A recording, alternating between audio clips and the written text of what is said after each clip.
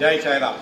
உலகெங்கிலும் இருக்கிற என்னுடைய சாய் சொந்தங்களுக்காக கூட்டு பிரார்த்தனைகளை வெற்றிகரமாக நிறைவேற்றுவதற்காக என்னை பெற்ற பெற்றோர்களுடைய வாழ்த்துக்களாலும் நான் வணங்குகின்ற எல்லா தெய்வங்களுடைய பிரதிநிதியாக இருக்கிற நம்முடைய சாயினாருடைய அருட்கொடையினாலும் உங்களுடைய பேராதரவினாலும் இத்தகைய பிரார்த்தனைகளை வெற்றிகரமாக செய்வதற்கு முயற்சி செய்து கொண்டிருக்கிறேன். அந்த வகையிலே நாம் ஒரு சில வாரங்களுக்கு முன்பாக பிரார்த்தனை செய்து கொண்டோம்.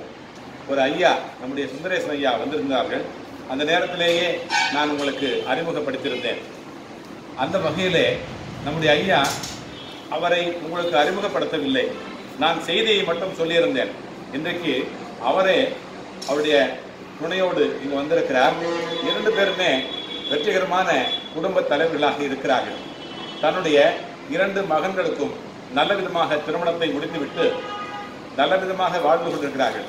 ஆனால் ஜிடி நாயுடு போல ஒரு விஞ்ஞானி, அவர் கிராமத்திலே இருந்து நாட்டு வக்கீல் சொல்லுவாங்க, சட்டம் தெரிந்தவர்களை, விஞ்ஞானம் தெரிந்தவர்களை நாட்டு விஞ்ஞானி என்று சொல்வார்கள்.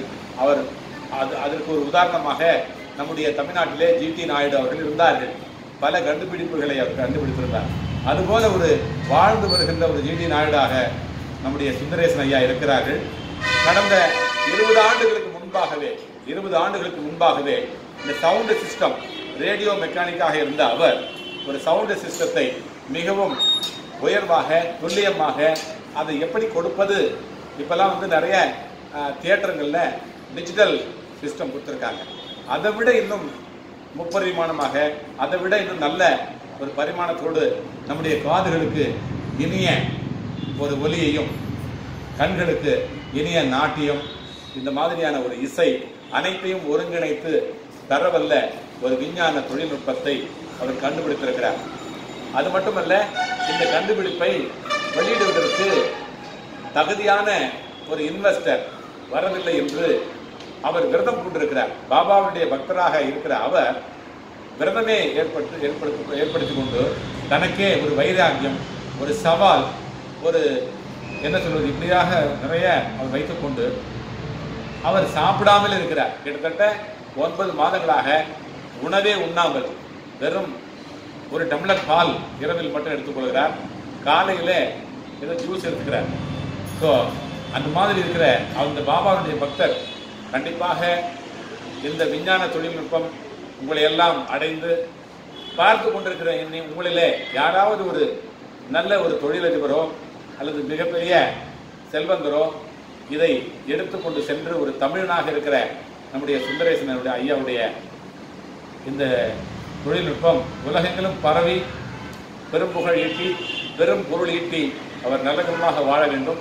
இப்பொழுது அந்த தொழில்நுட்பத்தை பற்றி அவரிடமே கேட்போம். ஜெய் சாராம். ஐயா சொல்லுங்கய்யா. கடந்த 38 வருடங்களாக எலக்ட்ரானிக்ஸ் ஃபீல்டுக்குள்ளே நான் வந்துட்டேன். நான் 100% ப்ராக்டிக்கல் மேனு. நான் இதுக்காக எலக்ட்ரானிக்ஸ் தனியாக போய் படிக்கல, எதுவும் செய்யலை. எல்லாமே இறைவனோட அருளால் எனக்கு நடந்தது. அதுக்கப்புறம் 25 வருடங்களாக எஸ்பெஷலி சவுண்ட் சிஸ்டத்துக்காக என்னை நான் மாற்றிக்கிட்டு ஆராய்ச்சிக்காக வந்துட்டேன். அதுக்கு முன்னாடி எலக்ட்ரானிக்ஸில் வருமானத்தில் இருந்தேன். 25 வருடங்களாக வருமானத்தெல்லாம் நிறுத்திவிட்டு முழுமையாக எந்த விதமான வேலையும் வருமானத்துக்காக நான் பார்க்க கிடையாது. ஏன்னா இதை சாதிக்கணுங்கிற எண்ணத்துக்காக நான் மாற்றிட்டேன் இறைவனோட அருளால். அதுக்கு மாறினதுக்கப்புறம் முழுமையாக அதுக்கு வந்துட்டேன். இன்றைக்கி அதில் ஒரு பல பரிமாண வளர்ச்சியை ஏற்படுத்தியிருக்கேன். ஆனால் அது வெளியே போகிறதுக்கு உண்டான சந்தர்ப்பங்களும் அந்த மக்களும் என்னோட சேரலை. இது வரைக்கும் பேசினவங்கெல்லாம் வேறு மாதிரி உள்ள மக்களை தான் இது வரைக்கும் நான் பார்த்துருக்கேன். இனி நல்லவங்களை பார்ப்போங்கிற நம்பிக்கையோடு இங்கே வந்து பாபா இடத்துல உட்காந்துருக்கிறேன். எனக்கு இன்வெஸ்டர்ஸ் வேணும், வித் ஸ்பான்சர்ஸ் வேணும், அல்லது டோனர்ஸ் கொடுத்து என்னை ஹெல்ப்லைன் கொடுத்து மேலே ஏற்றினாலும் எடுக்கலாம். ஒவ்வொரு படியாகவும் ஏறலாம், மொத்தமாகவும் ஏறலாம். இனி டிடிஎஸோட ஹையண்டு அமெரிக்காவிலேருந்து வந்த டெக்னாலஜி டிடிஎஸ், இது இந்தியாவிலேருந்து தமிழ்நாட்டிலேருந்து உலகம் போனால் பரவாயில்லையேங்கிற ஒரே காரணத்தினால நான் இங்கே உட்காந்துருக்கேன். இன்னமும் கஷ்டப்பட்டுக்கிட்டு வெளியெல்லாம் வரமாட்டேன் அப்படின்ட்டு, எங்கேயும் போக மாட்டேன்ட்டு. டெக்னாலஜி என்னன்னா ஈஸியாக இருக்குது. இன்றைக்கி இருக்கிற சினிமா இண்டஸ்ட்ரியை புது இண்டஸ்ட்ரியாக மாற்ற போகிறோம். டிடிஎஸோட ஹையண்டான தியேட்டர்ஸை மறுபடியும் கட்டணும், அதுக்குண்டான ரெக்கார்டிங் தியேட்டர்ஸ் கட்டணும், அதுக்குண்டான புதுமையான முறையில் ஷூட்டிங் எடுத்து அதுக்குண்டான முறையில் ஆடணும், அதுக்குண்டான மற்ற சவுண்டும் டான்ஸுகளோட பரிமாண வளர்ச்சியும் மாத்திரம் எல்லாமே மாறினால்தான் ஒரு புதுமை உலகத்துக்கு வரும். இனி அடுத்த பல தலைமுறைகளை தாங்க போகிற விஷயம் இதனால் பல குடும்பங்களுக்கு வேலை வாய்ப்பும் நான் கொடுக்கறதுக்காக வெயிட் பண்ணிட்டு இருக்கிறேன். அந்த இன்வெஸ்ட்மெண்ட்டில் வரக்கூடிய வருமானத்துக்காக தான் நான் வெயிட்டிங்க. இதுக்காக இதை யாருக்கும் விற்க வேணாங்கிறதுனாலே நான் வெயிட் பண்ணிக்கிட்டு இருக்கேன். ஏன்னா விற்கிறதுனால எந்த உபயோகமும் இல்லை. ஆண்டவனுடைய பரிமாணம் உலகம் பூரா எல்லாருக்கும் போய் சேரணும், உலகத்தில் நல்ல முறையில் இருக்கணும். அதுக்கு எனக்கு இன்வெஸ்டர்ஸ் வேணும். என்னால் ப்ரூஃப் காட்டுறதுக்கு இப்போதைக்கு முடியாது. பெரிய மிஷினுக்கு பதிலாக சின்ன சவுண்ட் சிஸ்டம் என் வீட்டில் வச்சுருக்கேன். என்னுடைய வீட்டு அளவுக்கு தேவையான அளவுக்கு அதை மட்டும்தான் என்னால் டெமான்ஸ்ட்ரேஷன் காட்ட முடியும். காட்டும் போது தான் நான் அதுக்குண்டான ரெக்கார்டிங் பண்ணுற எக்யூப்மெண்ட்ஸ் எல்லாம் இனி இன்வெஸ்டர்ஸ் வந்து நான் பண்ணேன்னா அதுக்குண்டான பெரிய இடங்கள் போட்டு அதுக்குண்டான பெரிய ப்ரூஃப்லாம் காட்ட முடியும். அந்த சூழ்நிலைக்கு ஆண்டவனை அது மட்டும் இல்லாமல் எனக்கு மியூசிஷியன்ஸ் எல்லாம் நிறைய வேணும். மியூசிக் வாத்தியம் வாசிக்கிறவங்க, பாடுறவங்க, டான்ஸ் ஆடுறவங்க எல்லாமே எனக்கு ஒரு டீமாக வேணும். எனக்கு கீழே அவங்களெல்லாம் நான் இனி அடுத்த பரிமாணத்துக்கு மாற்றுறதுக்கு. ஏன்னா இப்போ இருக்கிற மியூசிக்லேருந்து வேறு மாதிரி அவங்களுக்குலாம் ட்ரைனிங் கொடுத்து நான் மாற்றி புது இதை உலகத்துக்கு கொண்டு வந்துடுவேன். ஏன்னா நான் எந்த வாத்தியமும் வாசிக்க போகிறது கிடையாது. ஆனால் வாசிக்கிற எல்லாரையும் சப்போர்ட் பண்ணி எல்லாரையும் வாழ வைக்கணுங்கிறது தான் என்னோட எண்ணம். எல்லாருக்கும் உயிர் கொடுக்க போகிறேன். மொத்தத்தில் இசைக்கும் உயிர் கொடுக்குறேன், பிம்பத்துக்கும் உயிர் கொடுக்க போகிறேன். அதுக்கு உண்டான அளவுக்கு வரணும் உண்மையான விஷயங்கள். அது எனக்கு கொஞ்சம் பெரிய ப்ராஜெக்டாக ஆகிடுது. ஒட்டுக்க என்னாலையும் போக முடியல, யாரும் வர முடியல. ஒவ்வொரு படியாக வந்து ப்ரூவ் பண்ணி போகிறதா இருந்தாலும் போடலாம். இல்லை இன்வெஸ்டர்ஸ் வந்துட்டாங்க, ஃபாரின்லேருந்து ஃபண்டெல்லாம் வந்தாச்சு, எல்லாம் செய்யலாம். ஃபாரின்லேயே அங்கேயே நான் வைக்கணும்னா கூட நான் ரெடியாக இருக்கிறேன். அங்கே போய் ஃபேக்ட்ரி வைக்கலாம், எல்லாம் பண்ணிடலாம். அந்த இதை வந்து நம்ம பண்ணிட்டு வந்துடலாம். அதே நேரத்தில் அவர் வந்து என்ன சொல்கிறாருன்னா, அந்த இன்வெஸ்டர் வந்து ஒரு தமிழனாக இருக்கணும்னு அவர் ஆசைப்படுறாரு. புரிஞ்சவங்களும் ஆண்டவ பக்தி உள்ள நல்லவங்களா எதிர்பார்க்குறேன். ஏன்னா இது வரைக்கும் நான் நிறைய பேர்கிட்ட ட்ரை பண்ணிக்கிட்டு இருக்கேன், ஃபாரின் மெயின்லாம் வச்சுருக்கேன். ஆனால் யாரும் எனக்கு சூட்டபிள் ஆகலை. என்னோட டீமோ என்னோட இதை புரிஞ்சுக்கிறவங்களா வரல. அதனால எல்லாம் அப்படியே நிப்பாட்டி வச்சுருக்கிறேன். அம்மா நீங்கள் சொல்லுங்கள், அவருடைய விரதத்தை பற்றி நீங்கள் சொல்லுங்கள். என்ன செய்கிறாரு, என்ன சாப்பிட்றாரு, பாபா கிட்ட ஒரு வைராக்கியம், ஒரு ஒரு கோபம், ஒரு வைராக்கியம், ஒரு சவால் எப்படி அவர் சாப்பிட்றாருன்னு சொல்லுங்கள். எப்படி சொல்கிறதுன்னு தெரியாது. ஆனால் ரொம்ப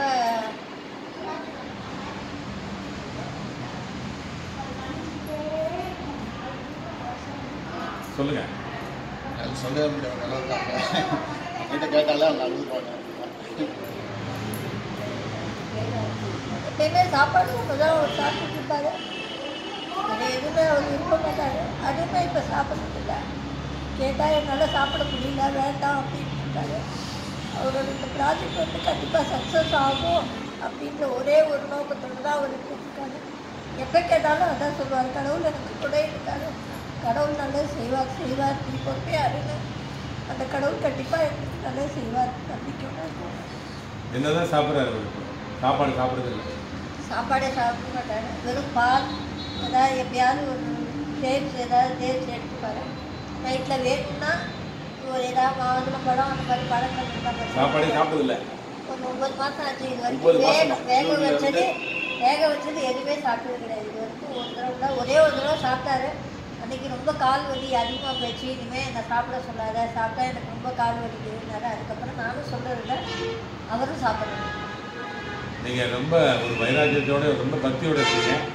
அவங்க வந்து சிவன் வந்து அங்கே மட்டும் இல்லை, இங்கே மட்டும் இல்லை, இங்கே மட்டும் இல்லை, இங்கே மட்டும் இல்லை, பார்க்கறது கூட இருக்கு, எல்லார்கிட்டையும் இருக்கிறாங்க சிவன். அந்த சிவனுடைய சக்தி, அந்த பிரபஞ்சத்து சக்தி வந்து இவருடைய அந்த எண்ணத்தை கண்டிப்பாக நலமாக நல்ல விதமாக அதை இயக்க செய்து இந்த இந்த தொழில்நுட்பம் பரவலாக எல்லாருக்கும் பரவி எல்லாருக்கும் மகிழ்ச்சியை கொடுத்து, ஐயாவுக்கும் மகிழ்ச்சியை கொடுத்து, இந்த குடும்பத்திற்கு, இந்த அம்மாவுக்கு ஒரு நல்ல மரியாதையை கொடுக்கணும்.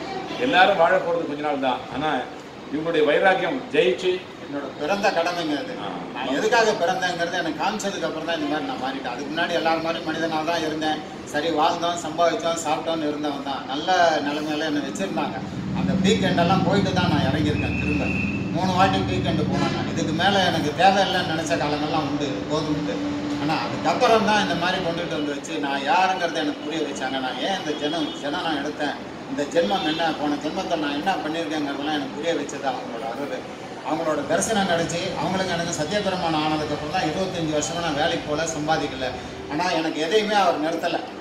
இன்றைக்கி வரைக்கும் உணவு இருக்குது, இருக்க இடம் இருக்குது, எதுவும் இல்லைன்னு எனக்கு தெருவில் நிறுத்தலை. எல்லாம் பண்ணியிருக்காங்க. குழந்தைங்கள நல்லா படிச்சிருக்கிறாங்க. அதுக்கப்புறம் அவங்க வேலைக்கு போய் நல்லா ஆச்சு, அவங்களுக்கு கல்யாணம் ஆச்சு, அவங்களும் நல்லா செட்டில் ஆகிட்டாங்க. அவங்க நல்ல லைஃப்பில் செட்டில் ஆகிடுச்சு.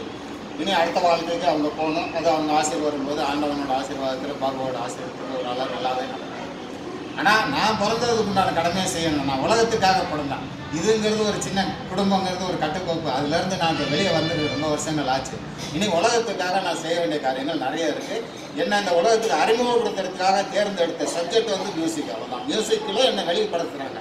ஆனால் நான் பண்ண போகிறது நிறைய இருக்குது. அது பிற்காலத்தில் வர வர எல்லாம் கிடைக்கும். ஆனால் இந்த பிகினிங் இது ஆரம்பிக்கிறதுக்கு ஓப்பனிங்க்கு உண்டானவங்களை எனக்கு அமைச்சு கொடுக்கணுங்கிறதுக்காக தான் இங்கே வந்து நான் பாபாவோட ஒரு ஐயாவோடையும் ப்ரே பண்ணிக்கிட்டு இருக்கிறேன். பாபாவோட சக்தி பிரபஞ்ச சக்தி உங்களோட இருக்கும். ஆமாம்.